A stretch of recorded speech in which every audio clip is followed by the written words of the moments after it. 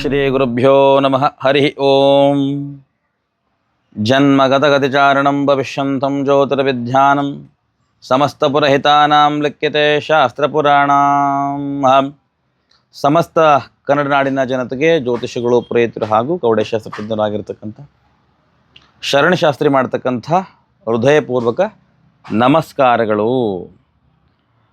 ಎಲ್ಲರಿಗೂ ನಮ್ಮ ಸನಾತನ 95 ಯೂಟ್ಯೂಬ್ ಚಾನಲ್ಗೆ ಸ್ವಾಗತವನ್ನು ಕೋರ್ತಾ, ಇಂದಿನ ಸಂಚಿಕೆಯಲ್ಲಿ ನಾವು ಕನ್ಯಾ ರಾಶಿ ಹಾಗೂ ಮಿಥುನ ರಾಶಿಯವರು ಯಾವ ಹರಳನ್ನು ಧರಿಸ್ಬೋದು, ಅವರಿಗೆ ಅಧಿಪತಿ ಬುಧ ಅಂತಕ್ಕಂಥ ವಿಚಾರವನ್ನು ಹೇಳಲಾಗಿತ್ತು. ಅದರ ಸಿಗ್ತಕ್ಕಂಥ ಫಲಗಳ ಬಗ್ಗೆ ಕೂಡ ತಿಳಿಸಲಾಗಿತ್ತು. ಇಂದಿನ ಒಂದು ಸಂಚಿಕೆಯಲ್ಲಿ ನಾವು ಧನಸ್ಸು ರಾಶಿಯವರು ಹಾಗೂ ಮೀನರಾಶಿಯವರು, ಧನಸ್ಸು ರಾಶಿ ಹಾಗೂ ಮೀನರಾಶಿಯವರು ಯಾವ ಹರಳನ್ನು ಧರಿಸ್ಬೋದು ಮತ್ತು ಅವರಿಗೆ ಅಧಿಪತಿ ಯಾರು ಅಂತಕ್ಕಂಥ ವಿಚಾರ ನೋಡಿದಾಗ, ನೋಡಿ, ಧನಸ್ಸು ರಾಶಿ ಹಾಗೂ ಮೀನರಾಶಿಗೆ ಅಧಿಪತಿ ಆಗಿರತಕ್ಕಂಥವರು ಬೃಹಸ್ಪತಿ ಗ್ರಹ, ಅಂದರೆ ಗುರುಗ್ರಹ ಹೇಳಿ. ಅಂತಹ ಬೃಹಸ್ಪತಿ ಗುರುಗ್ರಹಕ್ಕೆ ಪ್ರಿಯವಾಗಿರತಕ್ಕಂಥ ನವರತ್ನ ಹರಳು ಯಾವುದು ಅಂದರೆ ಪುಷ್ಯರಾಗ ಅಂತ. ಆ ಒಂದು ಪುಷ್ಯರಾಗವನ್ನು ಯಥಾ ಪ್ರಕಾರವಾಗಿ ತಮಗೆ ಮೊದಲೇ ತಿಳಿಸಿದ ಹಾಗೆ ಪಂಚಗವ್ಯದಿಂದ ಶುದ್ಧಿ ಮಾಡ್ತಕ್ಕಂಥದ್ದು, ತಾವು ಕೂಡ ಶುಚಿರ್ಭೂತರಾಗಿ ಗುರುವಿನ ದೇವಸ್ಥಾನಕ್ಕೆ, ಗುರು ಆಲಯಕ್ಕೆ, ಅಂದರೆ ಗುರುಗಳ ದೇವಸ್ಥಾನಕ್ಕೆ, ರಾಘವೇಂದ್ರ ಸ್ವಾಮಿ, ದತ್ತಾತ್ರೇಯ, ತಮ್ಮ ಆರಾಧ್ಯ ಗುರುಗಳು, ತಮ್ಮ ಆರಾಧ್ಯ ಗುರುಗಳು ಯಾರು ಬೇಕಾರಾಗಿರ್ಬೋದು, ಅಂತಹ ಒಂದು ಆರಾಧ್ಯ ಗುರುಗಳ ದೇವಸ್ಥಾನಕ್ಕೆ ತೆಗೆದುಕೊಂಡು ಹೋಗಿ ಪುಷ್ಯರಾಗವನ್ನು ಗುರುಗಳ ಪಾದಕಮಲಗಳಿಗೆ ಏನು ಮಾಡ್ತಕ್ಕಂತ ಕೇಳಿದ್ರೆ ಸಮರ್ಪಣೆಯನ್ನು ಮಾಡಿ, ನಂತರದಲ್ಲಿ ಅದನ್ನು ಪೂಜೆಗೆ ಇದು ತಮ್ಮ ಹೆಸರಲ್ಲಿ ಒಂದು ಸಂಕಲ್ಪನ ಮಾಡಿಸ್ಕೊಂಡು ಅರ್ಚಕರ ಕೈಯಲ್ಲಿ ಏನು ಮಾಡ್ತಕ್ಕಂತ ಕೇಳಿದ್ರೆ ಗುರು ಸ್ವರೂಪರಾದಂಥ ಅರ್ಚಕರ ಕೈಯಲ್ಲಿ ಆ ಒಂದು ಪುಷ್ಯರಾಗ ಹರಳನ್ನು ಧಾರಣೆ ಮಾಡ್ಕೊಳ್ತಕ್ಕಂಥದ್ದು. ಈ ಒಂದು ಪುಷ್ಯರಾಗ ಹರಳನ್ನು ಧಾರಣೆ ಮಾಡ್ಕೊಳ್ಳೋದ್ರಿಂದ ಧನಸ್ಸು ರಾಶಿಯವರಿಗೆ ಹಾಗೂ ಮೀನರಾಶಿಯವರಿಗೆ ಎಂತಹ ಫಲಗಳನ್ನು ಹೊಂದಬಹುದು ಅಂತಕ್ಕಂಥ ವಿಚಾರವನ್ನು ನೋಡಿದಾಗ, ನೋಡಿ, ಬೃಹಸ್ಪತಿ ಗ್ರಹ, ಗುರುಗ್ರಹ ಅಂತಕ್ಕಂಥವರು ವಿದ್ಯಾಕಾರಕ ಅಂತ ಹೇಳ್ತಾರೆ. ಅಂದರೆ ವಿದ್ಯೆಯನ್ನು ಕೊಡ್ತಕ್ಕಂಥ ಹಾಗೂ ಸಮಾಜಕಾರಕ ಅಂತ ಕರೀತಾರೆ. ಆ ವಿದ್ಯೆ ಅಂತಕ್ಕಂಥದ್ದು ಇಂದಿನ ಒಂದು ಯುಗದಲ್ಲ, ಅಂದಿನ ಯುಗದಿಂದ ಇಂದಿನ ಒಂದು ಯುಗದವರೆಗೂ ಕೂಡ ಪ್ರಮುಖ ಪಾತ್ರವನ್ನು ವಹಿಸಿರ್ತಕ್ಕಂಥದ್ದು. ವಿದ್ಯೆ ಇಲ್ಲದ ಜೀವನ ಹದ್ದಿಗಿಂತ ಕೇಳು ಅಂತ ಹೇಳ್ತಾರೆ. ಅಂದರೆ ವಿದ್ಯೆ ಅಂತಕ್ಕಂಥದ್ದು ಪ್ರಮುಖವಾಗಿ ಬರ್ತಕ್ಕಂಥ ಆ ವಿದ್ಯೆಗೆ ಕಾರಕನಾಗಿರ್ತಕ್ಕಂಥವನು ಬೃಹಸ್ಪತಿ ಗ್ರಹ. ಹೆಚ್ಚಾಗಿ ಈ ಒಂದು ಪುಷ್ಯರಾಗ ಹರಳನ್ನು ಯಾರು ಹೈಯರ್ ಎಜುಕೇಷನ್ ಮಾಡ್ತಾರೋ, ಒಳ್ಳೆಯ ಎಜುಕೇಷನ್ನ ಪಡ್ಕೊಳ್ಳಿಕ್ಕೆ ಪ್ರಯತ್ನವನ್ನು ಪಡ್ತಿರ್ತಾರೋ ಅಂಥವ್ರು ಧಾರಣೆ ಮಾಡಿರ್ತಾರೆ. ಮತ್ತು ಯಾರು ಸ್ವಲ್ಪ ಮಂದ ಬುದ್ಧಿ ಇರತಕ್ಕಂಥವ್ರು, ಅಂದರೆ ಓದ್ಲಿಕ್ಕೆ ಆಗ್ತಾ ಇಲ್ಲ ತನ್ನ ಕೈಯಲ್ಲಿ ಅಂತಕ್ಕಂಥವ್ರು ಕೂಡ ಧಾರಣೆ ಮಾಡಿರ್ತಾರೆ. ಯಾಕಾಗಿ ಧಾರಣೆ ಮಾಡಿರ್ತಾರೆ ಅಂತ ನೋಡಿದಾಗ, ನೋಡಿ, ವಿದ್ಯೆಗೆ ಸಂಬಂಧಪಟ್ಟಂತಹ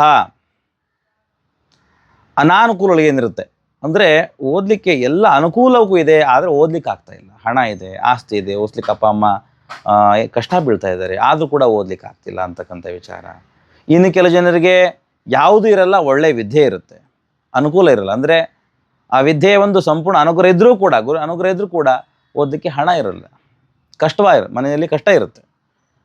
ಅಂಥವ್ರಿಗೆ ಏನಾಗುತ್ತೋ ಕೇಳಿದ್ರೆ ಈ ಒಂದು ಪುಷ್ಯರಾಗ ಹರಳನ್ನು ಧಾರಣೆ ಮಾಡೋದ್ರಿಂದ ಉತ್ತಮವಾಗಿರ್ತಕ್ಕಂಥ ಫಲಗಳು ಪ್ರಾಪ್ತವಾಗ್ತಕ್ಕಂಥದ್ದು ಹೇಳ್ತಾರೆ.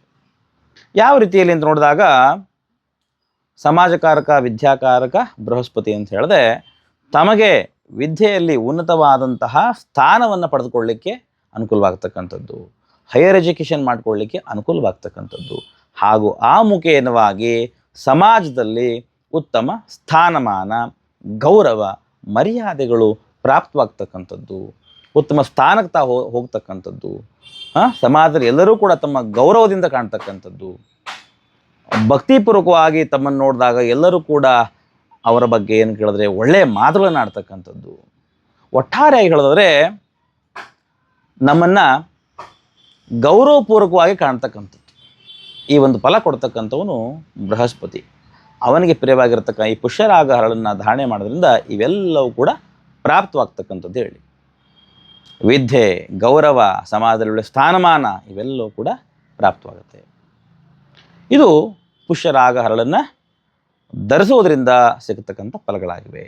ಇನ್ನು ಮುಂದಿನ ಒಂದು ಸಂಚಿಕೆಯಲ್ಲಿ ನಾವು ಶುಕ್ರಗ್ರಹ, ಇವರು ಯಾರಿಗೆ ಅಧಿಪತಿ ಆಗ್ತಾರೆ ಹಾಗೂ ಅವರಿಗೆ ಬರ್ತಕ್ಕಂಥ ಹರಳು ಯಾವುದು, ಅದನ್ನು ಯಾವ ರೀತಿ ಧಾರಣೆ ಮಾಡ್ಕೋಬೇಕು, ಆಗ್ತಕ್ಕಂಥ ಪ್ರಯೋಜನಗಳು ಅಂತಕ್ಕಂಥ ವಿಚಾರವನ್ನು ಮುಂದಿನ ಸಂಚಿಕೆಯಲ್ಲಿ ನೋಡೋಣ.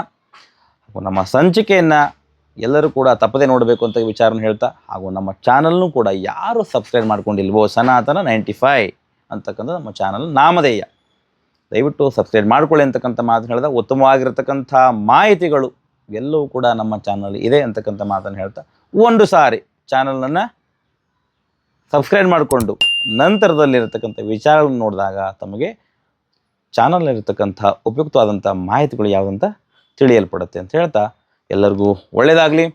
ಸರ್ವೇ ಜನ ಸುಖಿನ ಬಂತು, ಲೋಕ ಸಮಸ್ತ ಸುಖಿನ ಬಂತು, ಸಮಸ್ತ ಸನ್ಮಂಗಳಾದಿ ಬಂತು, ಒಳ್ಳೆಯದಾಗಲಿ.